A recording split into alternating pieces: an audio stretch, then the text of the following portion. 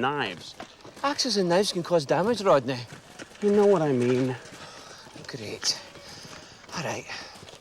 Exciting and daunting, I'm from Vancouver, so we spent a number of years with SG1, and I had the pleasure of playing a character called Ernest Littlefield in Torment to Tantalus at SG1, so I'm familiar with the series. He was the first person to go through the Stargate in the series. But that being said, when we started doing Atlantis, it was very interesting, but we had the great honor of being on the set at the same time with the SG1 cast, and they were so great to us, Amanda and Chris and Michael and Richard and everybody, they just really brought us under their wing. So it was actually more of a comforting thing than anything else to have them around.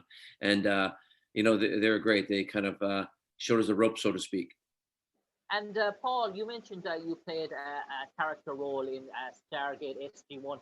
Did new producers Stargate Atlantis, had they that in mind in terms of Stargate Atlantis, in terms of that role that you played in Stargate SG1? So were you sought out for the role of Carson Beckett, or was it something that you came about and your agent brought to you and you went through numerous audition processes, or do you think was you in mind for that character?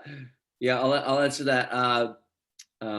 It's just funny because you're just going off. I love it. No, that was a completely different character. Ernest Littlefield is very, very different. He was in season 1 in a very interesting, iconic episode. But years later, I wondered why, because a lot of my friends ended up playing different characters on SG1, and I never got a chance to play on the show again after I did that guest star.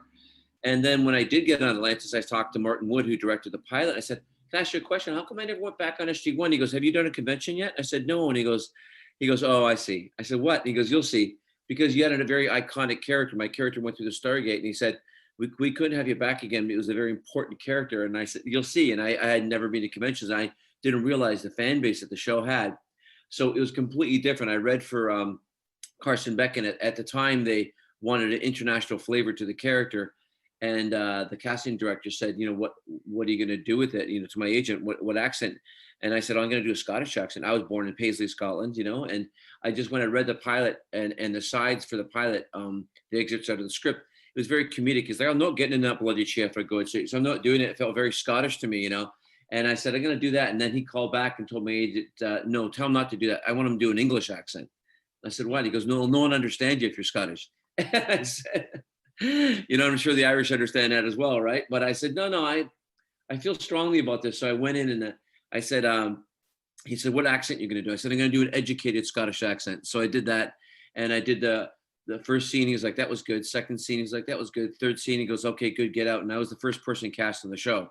So I kind of stuck to my guns and kept with the Scottish accent. But I think that was a good thing for me, and there's certainly a lot. I have a great fan base because of it, I think. And I've been to Ireland several times and did signings in Dublin and Belfast, and they love the Scottish character as well. So it's a pleasure to do this. And I suppose, Paul, you mentioned that you had appeared in Stargate SG1, so you knew the size of the project and the sheer scale of the resources available to the Stargate. So you probably weren't taken back the first day on set in terms of Stargate Atlantis, in terms of that production, were you? Because you were familiar with the big machine that was Stargate. I was a little bit, but when you walk onto a new stage and you see the whole Atlantis gate room and everything, it's quite overwhelming. And then Robert Patrick was in the pilot, and the amount of background performers we had, so you really knew you had the gravity of it. This wasn't going anywhere. It wasn't going away soon. It was just a massive production, and to be a part of that, and being the first group that's going through the gate, on Atlantis, it was very special. I'll never forget that. It was a very special moment, and it was. I always keep that close to me.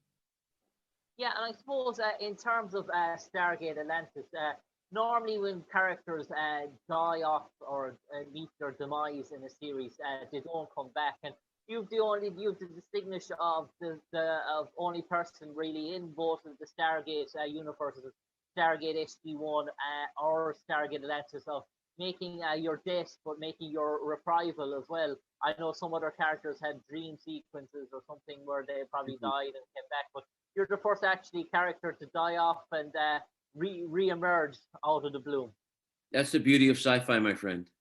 you know, and then come back as a clone, you know. And I didn't know how, when the fans had a big protest, you know, they had busloads of people here at Bridge Studios lined up, and all the girls were flashing their underwear to the studio, and they had bagpipers and everything. And it was on the news that they're so upset the character died, and they had a pipe band rally for him.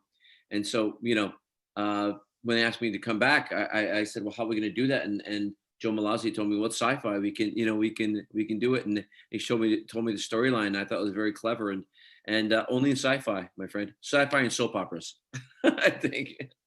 And I suppose, Paul, in terms of Stargate SG-1, in terms of that significance as well, and how important was it to the success of Stargate Atlantis? You spoke about that bond and close relationship, and numerous of Stargate SG-1 did cameo appearances in Stargate Atlantis for 1 or 2 episodes throughout the seasons, and that almost felt that brought that sort of continuity and probably linked the shows together.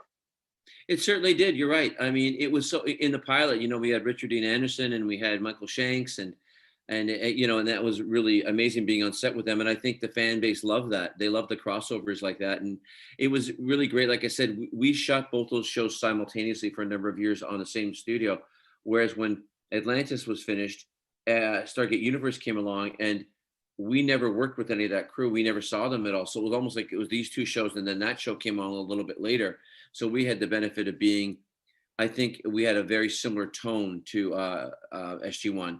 And I think that was, you know, we tried to honor that. And the writers obviously do an amazing job, Brad and Robert, you know, keeping the show fresh and new and different with different characters, but also bringing back the homage to SG-1 at times with, you know, bringing back in the characters to cross over. And I think it's a great thing. Fan base loves that. Yeah, and I suppose that David, you're on to sort of chemistry, the Jekyll and Hyde relationship that you had with Rodney David Ewers. That was probably, I'll say more Oscar and Felix. Yeah, it was probably comedy gold in many senses. It almost reminded me of Porridge or something, a Ronnie sort of Barker sort of episode, yeah. David type of relationship, as you're probably aware of those iconic legends that sort of feed off each other.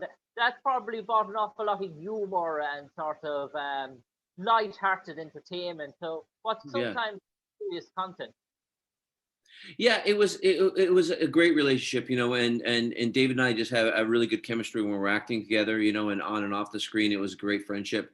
And you know, to be able to work with somebody like that you know, you have similar rhythms and acting, and it was always a pleasure to do those scenes. And we had lots of comedic scenes and also dramatic scenes that, you know, towards the end, you know, we had lots of scenes that have some gravity towards them as well. But I mean, just having an acting partner like that's always a pleasure, and it makes for good chemistry and good storylines, you know.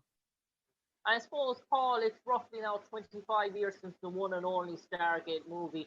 I think there's a real draw and a real appetite now as coming into the 21st century, where we're seeing all these sort of movie remakes in terms of The Dark Knight, The Joker, the sort of adult, sort of teen sort of movies that we're getting. That in terms of a Stargate, do you think it's now the right time? Roughly, it's been a while since the last Stargate TV series for a movie to come out. I imagine it would have a big, massive sort of appeal. There's probably a lot more they could do with it now than what they could have done with it back in the early 90s. Mm-hmm. I agree. You know, I think the fan base is there certainly for it. And I think the great thing about Stargate, you know, and like I said, the opportunity to travel all over the world, including places like Ireland, is you see families grew up with the show. And I see the same families at conventions years after years, and they have a huge appetite for it. And I think the show's about escapism. I mean, the gate's the star of the show, and every episode you go through a different journey. And I think people need that right now, especially the